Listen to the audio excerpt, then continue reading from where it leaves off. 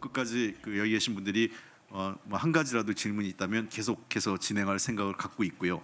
한 점도 모든 의혹을 다 밝힐 수 없겠지만 가능한 범위 내에서 후보자께서 소명할 수 있는 부분은 다 소명하는 것을 기본 원칙으로 하고 있습니다.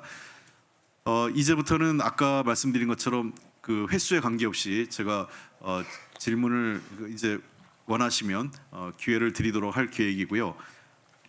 근데 기자분들 오래 여기 계셨기 때문에 알겠지만 질문들이 좀 많이 중복된 질문들도 좀 있었던 걸 아실 겁니다. 그런 걸 좀 감안해 주셔서 가급적 질의가 되지 않았던 거나 또는 질의했던 내용 중에 추가로 그야말로 좀 다른 내용으로 좀 첨가해서 질의가 이어질 수 있는 부분에 대해서 해주시는 게 어떨까 하는 제가 제안의 말씀을 드리면서 이제 3부를 시작하도록 하겠습니다. 아까 여기 한 번도 안 하셨다는 분이 계셔가지고 예.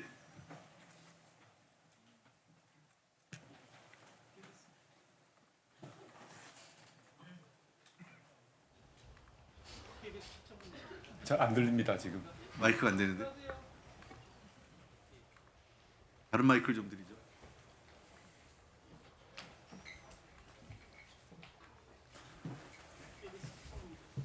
왜 이러죠? 마이크가 안 되는데. 여전히 지금 잘 안 들리는 상태입니다.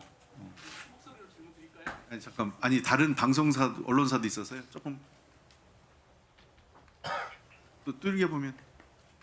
안녕하세요. 네. 예, KBS 최창봉 기자입니다. 아까 웅동학원 관련해서 말씀을 자세히 설명을 해주셨는데 몇 가지 추가되는 질문을 좀 드리도록 하겠습니다. 동생 부부가 소송을 하고 있다거나 아니면 51억의 채권을 가지고 있다는 걸 언제 하셨는지 좀 말씀을 해주시면 감사하겠고요. 그리고 지금 야권 일각에서 나오는 주장인데 당시 이제 후보자님이 유학을 하고 계셨습니다. 근데 이 유학 자금이라든가 유학 도중에 경매로 구매한 아파트 그리고 유학 이후에 구매한 부산 아파트 같은 것들이 자금 출처가 혹시 웅동학원 쪽에서 나온 게 아니냐는 의혹도 제기되고 있습니다. 여기에 대해서 해명을 부탁드립니다. 예, 간단한 것부터 먼저 말씀드리겠습니다. 제가 미국 유학을 갔고요. 근데 그 유학비는 저는 당시에 운 좋게 등록금과 생활비를 다 주는 유학 전 기간입니다.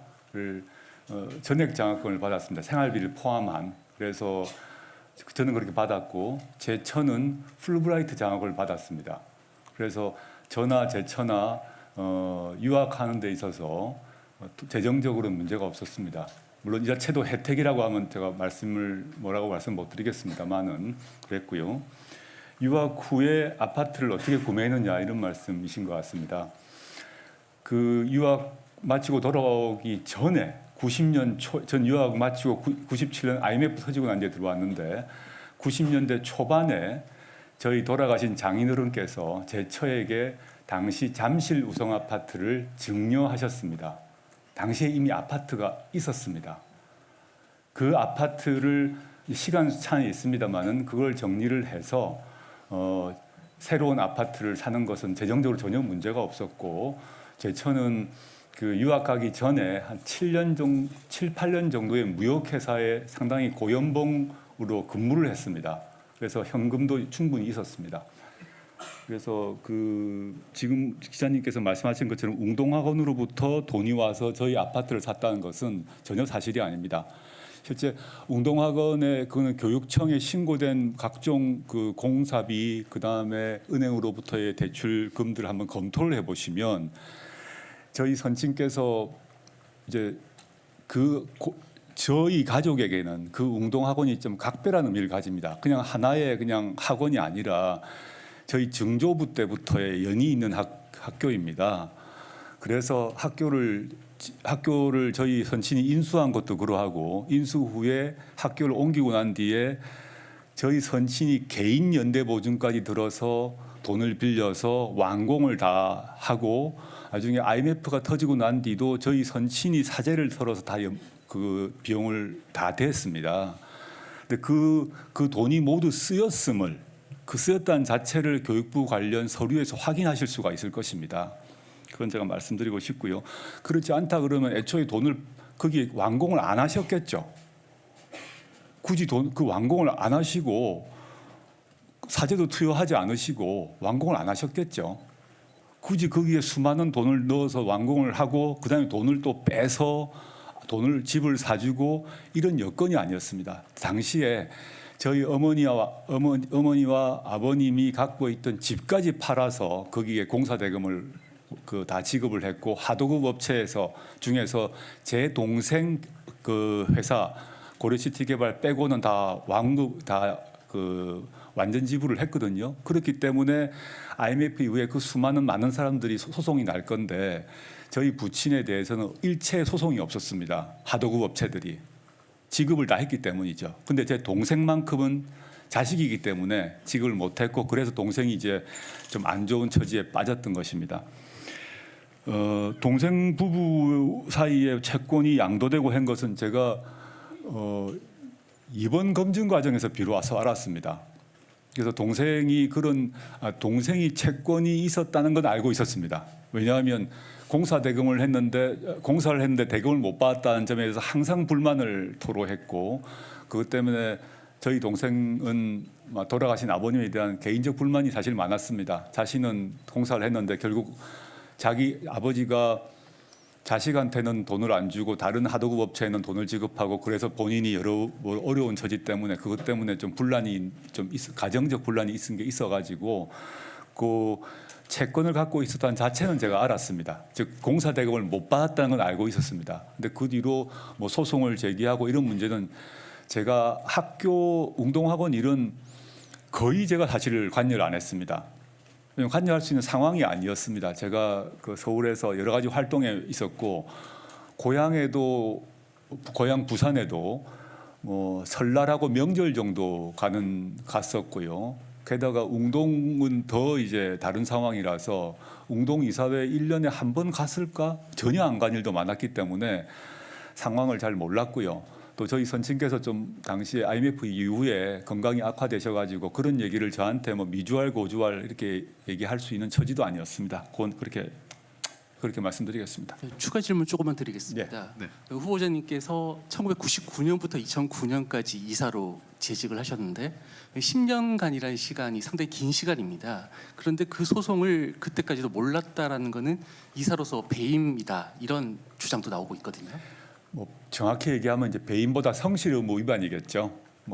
제가 이제 저희 선친께서는 당신께서 이사장이셨기 때문에 그 친인척으로 한 명을 넣을 수가 있습니다. 그러니까 저에게 이제 너 이름을 넣어라. 그래서 그냥 아버님한테 도장 드리고 이름을 넣었습니다. 근데 이사회가 실제 그 당시 보게 되면 다 저희 선친 나이에 해당되는 어르신들이셨어요. 제가 1년에 한 번 또는 2, 3년에 한 번씩 갔다 하더라도 다 저보다 저 아버님 뻘 또는 큰아버님 뻘 이런 분들이라서 제가 가서 발언하거나 이런 그런 분위기가 아닌 그런 조그만 학교에 그 동네 어른분들이 모여 있는 이런 느낌의 이사회라 보시면 되겠습니다. 그래서 거기서 저 이사회 수많은 기록들이 아마 공개되어 있을 건데요. 보시면 제가 실제 참석하지 않은 것은 사실입니다. 근데 그 점에 있어서 제가 상대적으로 젊은 나이에 거기 가서 제대로 관여를 제대로 하고 재산 관리를 왜 안 했냐 그러면 그 질책은 제가 받겠습니다. 근데 당시에 다 아버지 뻘에 해당되는 어르신들이 모여 있는 자리에 제가 참석한다는 자체가 좀 어려웠고 실제 제가 학교 활동, 학문 활동, 그다음에 사회 활동 등을 하면서 거의 관심을 두지 않았습니다. 그것이 현실이었고 그거는 당시 이사분들이 충분히 증언해 주실지 않을까 생각합니다. 마지막으로 질문 하나만 더 드리겠습니다. 2010년 웅동학원 회의록을 보면 그때 동생 부부에게 24억을 지급해야 한다고 교육청에 신청하는 내용이 나옵니다. 혹시 후보자님께서 그 사실을 인지하고 계셨던 건지? 이번 기회에 제가 보게 되었습니다. 검토를 이사회 기록 자체를 사실 이번 기회에 다 비로소 보게 되었고요. 그런 세밀한 내용 자체를 제가 거의 알지를 못한 상태였다고 보시면 되겠습니다. 네, 감사합니다. 자, 그러면 이렇게 하겠습니다. 아까 제가 질문을 반만 잘랐기 때문에 드리고 그다음에 저쪽 뒤에 드리겠습니다. 안 하신 분이 저 뒤에 계셔가지고. 그리고 잠깐 진행을요. 이쪽에 3분 하시면 이쪽 팀에 이쪽에 3번, 그다음에 저쪽 이렇게 3번 돌리겠습니다. 네. 예, TV조선의 김정우입니다. 아까 질문을 다 못 드려가지고 마저 질문 드리겠습니다. 겹치지 않는 부분만 질문 드리겠습니다. 그 입시 학원 관계자란 분이 한 라디오 인터뷰에서 직접 외고 입시 상담을 이렇게 했다고 했는데, 첫째는 이게 사실인지 여부하고, 사실이 맞다면 불철저하고 아니했다는 것. 그 좀 전에도 불철저해서 딸이 외고 간다고 했을 때 막지 못했다라고 하셨는데, 나름 학원까지 직접 찾아가서 외고 진학을 상담할 정도로 따님 교육을 열심히 챙긴 거 아니냐. 제가 외고 학원에 가서 아이 상담을 했다는 것입니까? 질문이 예, 그 한 라디오 방송에서 직접 상담했다는 사람이 인터뷰를 한 적이 있었거든요. 예, 그에 대해서 그 사실 여부를 좀 말씀 부탁드리고요. 예, 두 번째는 그 한국당 한 의원이 공개한 내용에 따르면 따님이 공주대에서 이제 그 아까 뭐 부인하고는 관련 없다고 하셨는데, 그 교수의 지도로 고1 때 8개월, 고2 때 1년, 고3 때 6개월 이렇게 총 26개월을 인턴을 한 걸로 돼 있는데, 고교생이 이렇게 인턴을 하는 게 가능하다고 보시는지 답변 부탁드리겠습니다. 그리고 마지막으로 이건 간단한 겁니다. 아까 질문에 그 순방 떠나는 대통령과 소통이 없었다고 하셨는데, 지명 후 그리고 또는 이제 각종 의혹이 나오는 중에 대통령과 직접 또는 간접적으로 의사를 전달할 기회가 있었는지, 아니면 전혀 접촉이 없었는지 여부하고요. 만약 전달되거나 직접 한 말이 있다면 어떤 말을 하셨습니까? 세 가지 질문하신 거죠? 예, 맞습니다. 마지막부터 아까 답을 드렸습니다마는 지명 후에 대통령님과 이 문제에 대해 의논한 자체가 저는 뭐 어불성설이라고 생각합니다. 이거는 뭐 저만이 아닐 것입니다. 지명된 후보자가 대통령님과 자신의 거취 문제를 의논하는 것은 통상의 예로 전혀 없는 일이다 보시면 되겠습니다. 직간접적으로 둘 다 없었다는 거죠. 네. 그다음에 첫 번째 언론 보도 라디오 인터뷰라는 게 뭔지 모르겠습니다만 저희 딸아이를 얘기하시는 것 같은데, 제가 딸아이 입시 학원에 제가 차를 몇 번 태워준 적은 있는 것 같습니다. 태워줬고 기다렸다가 데려오기도 하고 이런 적은 있습니다만은, 제가 그 상담자 하는 분하고 저희 딸아이 문제에 대해서 논의를 한 적은 저는 전혀 없는 거로 생각합니다. 뭐 주말에 주로 주말이었을 것 같은데, 주말에 아이가 학원 가면 저희 주말 부비인 경우가 많았기 때문에 제가 제 순번일 경우에 데려다 준 경우는 있습니다. 그다음에 한국당에서 제기한다는 공주대 문제 같은 경우는 제가 사실 뭐 얘가 어디서 인터넷인지는 잘 모르는 건데, 이번 기록을 보게 되면 공주대에서 발급한 문서가 있는데요. 저희 아이한테 물어보니까, 제가 상세한 기간은 지금 제가 증명서를 가지고 있지 않습니다만은 주말에 한 번씩 가고 방학 때 몇 번 가고 그랬다고 합니다. 그거는 공주대 차원에서 해명을 하지 않을까라고 생각합니다. 저 아까 제가 아니요. 저 뒤에 제가 먼저 세 분 하시고 그 다음에 예, 저쪽으로 세계일보 이창훈 기자입니다. 저희 질문할 내용들을 좀 적어놔가지고 잠깐 앉아서 좀 질의하겠습니다. 네네. 그 후보자님 오후하고 저녁에 이제 발언하시면서 이제 그 코링크 프라이빗 에쿼티를 검증 국면에서 이게 처음 알았다고 말씀을 하셨잖아요. 예. 뭐 대략 8월 언제쯤 알게 되셨나요? 지명되고 난 뒤에 보도가 나면서부터 제가 본 것 같습니다. 그렇다면 이제 그 아까 고위공직자 이제 그 재산 공개할 때 신고를 하신다고 하셨잖아요. 그거는 후보님 본인이 직접 하셨던 거죠? 아닙니다. 그 신고는 제 처가 했습니다. 왜냐하면 재산의 상당 부분이 제 처라서 제가 사실은 그 세 번 모두 제 처가 신고를 했습니다. 그러면은 아내분이 신고하셨고 그 내용도 같이 마지막에 확인을 하셨던 거죠, 그러면? 뭐 제가 꼼꼼히 보지도 않고 실제 뭐 예금이 얼마 있는지, 보험이 얼마 있는지, 주식이 얼마인지 제가 모르기 때문에 기본적인 것들은 제가 이제 이 공인인증서라 그러나요? 공인인증서로 제가 로그인을 하면 제 처가 들어가서 다 입력을 했습니다.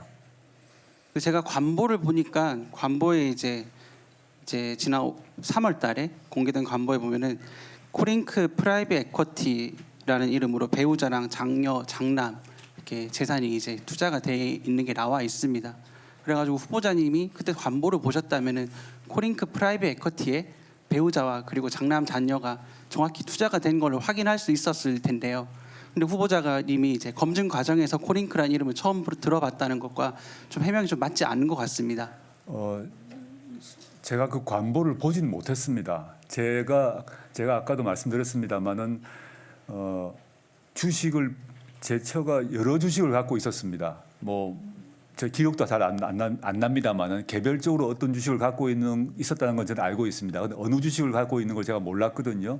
마찬가지로 그 개별 주식을 팔아서 펀드에 넣는 건 알고 있었습니다. 왜냐? 제처가 물어봤기 때문입니다. 그래서 제가 그걸 문의를 했습니다. 펀드에 들어가도 되느냐? 사모펀드 포함해서. 그래서 펀드에 들어간다는 것은 제가 알았죠. 지금 저는 지금 시점은 제가 펀드와 사모펀드를 구별하고 있습니다만 당시에는 개별 주식을 팔아서 펀드에 들어가는 것이 허용되는 걸 문의를 했고 된다 그래서 그 정도만 알았지 그 펀드에서 어느 펀드에 들어가는 것은 제가 알 수가 없었습니다. 그럼 당시에 질의를 했을 때 사모펀드라고 지칭을 하지 않고 펀드에 투자하는 것이 허용되는지를 물어봤던 것입니까? 네, 그렇습니다. 네. 그 물어본 주체는 어디입니까? 청와대입니까? 아니면 청와대에서 어느 부서에다가 질의를 한 겁니까? 그거는 지금 말씀드릴 수는 없습니다. 청와대 내부 체계에 대해서 어디 누구에게 말할 수는 없고요. 정식으로 제가 물어봤고 답변을 받았습니다.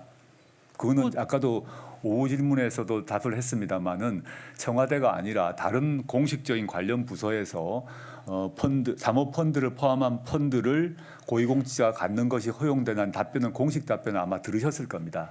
그런 취지에서 정식의 답변을 받았다는 점만 말씀드립니다. 후보자님께서 민정수석으로 근무하시면서 고위공직자 재산 검증을 하게 되면은 관보는 가장 먼저 확인해야 될 자료라고 생각이 드는데요. 근데 후보자님 본인께서 자신의 관보에 올라간 펀드 이름을 제대로 확인하지 못했다라는 것은 좀 납득이 안 되는 부분인데요. 당시에 코링크 내용을 정말 보지 못하셨습니까? 예. 그렇다면은 분명히 반복해서 말씀드리고요. 그걸 왜 몰랐나 그러면 제 불찰이라고 생각합니다. 근데 저는 예를 들어서 보통의 펀드, 뭐 한투, 대투 이런 데 제처가 많이 넣어 있었는데 그 한투, 대투에 어떤 무슨 펀드란 걸 제가 어떻게 기억을 하겠습니까? 한투, 대투에도 수많은 펀드가 있지 않습니까? 그 내용을 제가 전혀 기억 못 하듯이 어느 펀드에 들어갔다는 정도를 제가 기억하고 있고 이번 검증 과정에서 코링크란 단어가 튀어나오면서 확인하게 된 것입니다. 당시의 관보를 보면은 기자 지금 질문이 너무 계속 마지막 하나만 예, 더 알겠습니다. 드리겠습니다. 한국투자증권 그리고 오렌지라이프 생명보험 주식회사, 하나생명보험 주식회사 등 일반인들이 알면 알 수 있는 보험회사라든지 증권회사 이름이 가진 이제 펀드라든지 이런 보험들이 많은데 프라이빗 에쿼트라는 자체가 이제 사모펀드를 뜻하는 P의 약자인 건데요. 이걸 보고도 의구심을 가지지 않았다라면은 후보자 본인이 민정수석으로서 자신에 대한 좀 검증에 조금 소홀했던 건 아닌가 하는 생각이 들고요. 하나만 더 이제 이거는 일반 국민들이 상식적으로 이제 여쭤보는 건데요. 후보자님 전체 재산이 얼마 정도 되십니까? 대략 한 50억, 뭐 5, 60억 되는 것 같습니다. 네, 5, 60억 되시는 재산 중에서 10억 원 넘게가 이 깜깜이 사모펀드에 투자가 됐습니다. 하지만 이 펀드가 어디 투자하는지도 모르고 운영된다는데 전체 재산의 5분의 1 되는 돈이 투자됐는데 그거를 내가 뭐 상관없이 내가 이제 위임했으니까 그냥 깜깜이 펀드니까 잃을 수도 있는 그 펀드에 맡겨놓고 관심을 안 가졌다는 걸 과연 얼마나 많은 국민들이 그걸 좀 이해할 수가 있을까요? 제가 몇 번 설명을 드린 것 같습니다.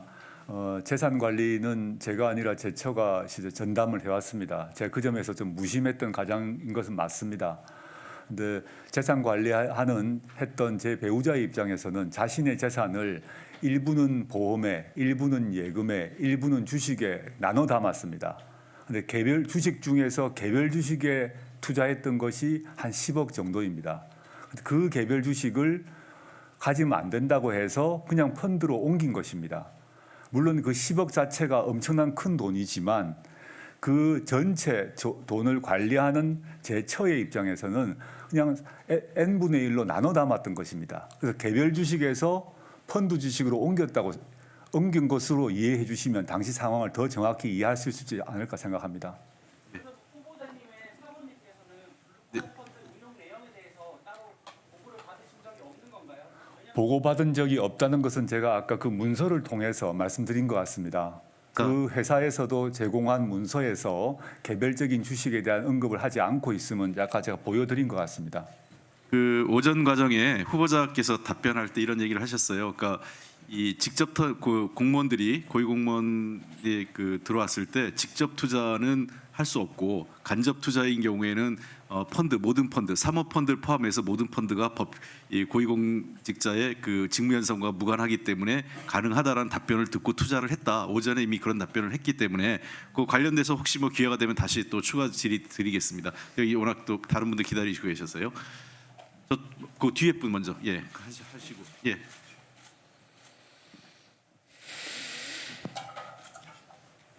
죄송합니다. 일어서셔 누군지 네, 안녕하십니까. 저 서울경제 방진혁 기자입니다. 그 아까 후보자님 부인분이랑 후보자님께서 그 사모펀드 관련해서는 그 민정수석이 되신 다음에 하셨다고 하셨잖아요. 근데 이제 그 부분에 대해서 이제 가장 많이 보도됐던 게 후보자 부인께서 그러니까 후보자 처남한테 그 3억 원을 빌려줄 때 그 코리크라고 써져 있는 내용 아시죠? 네, 보도를 보고 알았습니다. KOLIEQ라고 써진 코링크랑 가장 유사한 발음으로 되어 있는 게 이제 기록으로 남아 있는데 그 부분에 대해서 후보자 부인이 코링크에 대해서 미리 알고 있던 게 아니냐는 의혹이 있고 그 부분 이제 그렇다면은 후보자님께서 말씀하신 내 부인과 나는 전혀 몰랐다 이 부분과 상충되는 부분이고요.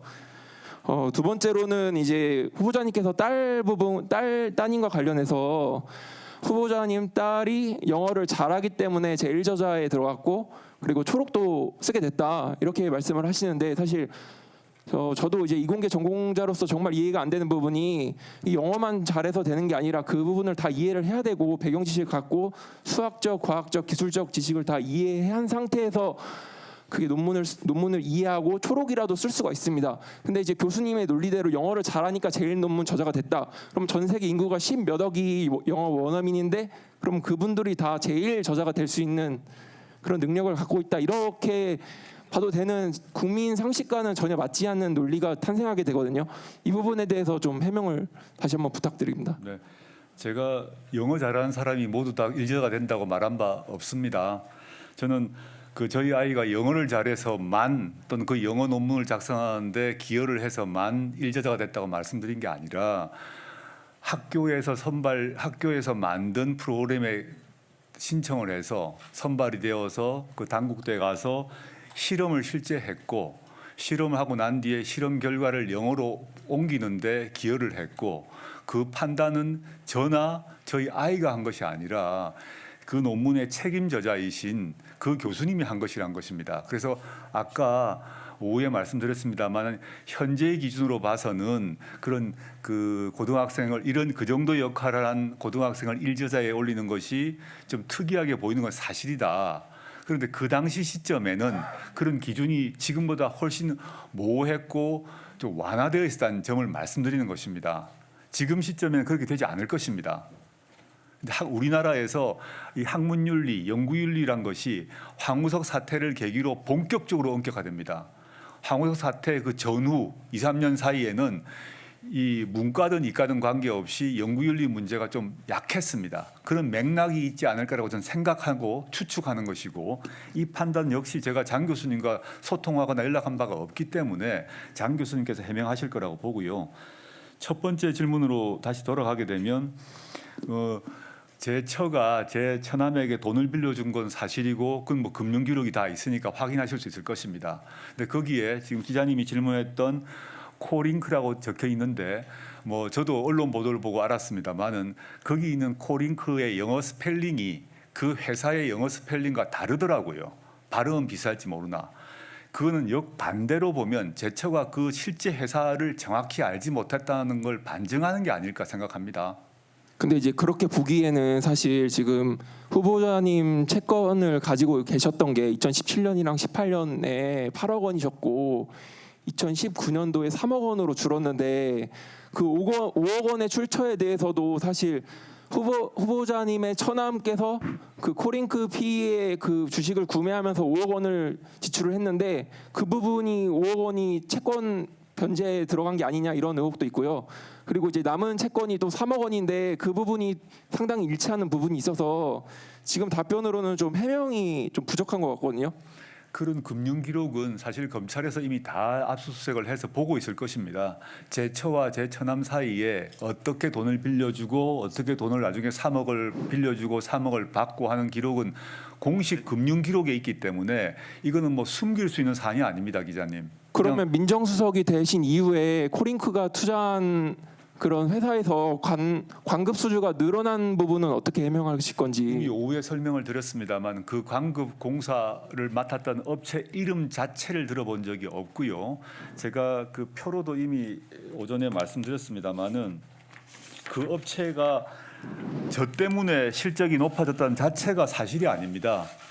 그 업체가 제가 민정수석이 되기 전부터 그 업체 그 관급 공사를 따고 있었기 때문에 이거는 그 업체가 스스로 해명한 것입니다. 제가 해명한 것이 아니라. 그리고 저는 그 업체 이름 자체를 이번 과정에 비로소 알게 되었고요. 민정수석의 관할 업무도 아니고 민정수석이 개입한 적도 없습니다. 그 가로등 사업이란 것에 대해서 들어본 적 자체가 없다는 점 분명히 말씀드립니다. 근데 제가 지금 이거 듣기에는 사실상 가장 유사한 게 이명박 전 대통령께서 BBK 관련해서 실소유주냐 아니냐 논란이 있었잖아요. 그럼 이제 그 부분에 대해서도 실소유주냐 아니냐에 대해서 해명이 이루어져야 하는 만큼 후보자님께서도 그런 점이 해명이 이루어져야 한다면 그러면 당연히 지금 말씀하시는 게 뭐 아내분이 했다. 딸과 관련된 일이라 나는 모른다 이렇게 말씀을 하시는데 그러면서도 가족을 불러 청문회 불러서 하는 거는 빌런적이다 이렇게 말씀하시면은 그러면 차라리 그러면은 청문회 불러서 가림막이라도 설치해서 하시는 게 어떤지 이런 생각이 좀 들거든요. 이런 부분에 대해서 좀 어떻게 생각하시는지 좀 예. 해명 부탁드립니다. 예, 질문 이건과 거기까지 이명박 대통령의 BBK는 다른 성격이라고 생각합니다. 그 다른 그 부분은 이미 제가 설명을 드려서 새롭게 말씀드리기는 좀 그런 것 같습니다. 이미 여러 번 반복해서 이미 답변을 드렸습니다. 이 가족은 지금 수사 대상이기 때문에 사법 절차, 형사 절차를 통해서 충분히 소명할 것이고 답을 할 것입니다. 근데 지금 기자님이 말씀하시는 거나 야당에서 얘기하는 것은 저의 가족을 정치 과정, 정치 절차에 올리겠다는 것입니다. 이런 유례가 없는 일입니다.